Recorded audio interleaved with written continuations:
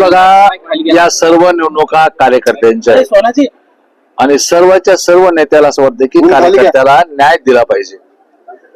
आणि जो कार्यकर्ता आपल्यासाठी झटतो, जो कार्यकर्ता आपल्यासाठी मरमर करतो, त्या कार्यकर्त्याला प्रत्येकाला न्याय मिळावा ही भावना असते. त्यामुळे ओढाताण साहजिक आहे, थोडीशी ओढाताण होते. अजून अवधी आहे, अजून काही वेळ संपलेला नाही. आम्ही युतीच्या पक्षामध्ये सर्व लोक आहोत आणि जवळपास युती झालेली आहे. वर प्रस्ताव पाठवलेले आहे. वरची मान्यता आल्याशिवाय भारतीय जनता पक्ष पुढे जात नाही, अशा प्रकारची स्थिती आहे.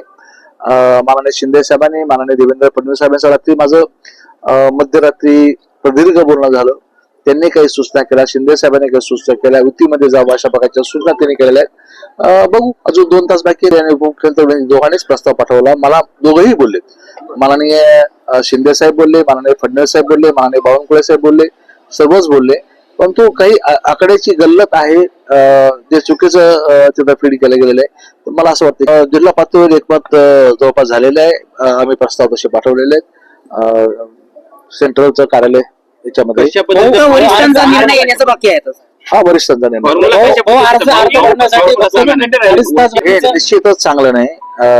अशा शेवटच्या घटकेला असं करणं हे निश्चित चांगलं नाही. मला असं वाटतं की ठीक आहे, इथून चांगलं घडेल, आपण अपेक्षा करूया चांगलं होईल. बघू आता काय. मला प्रश्न उत्तर सापडत नाही मला.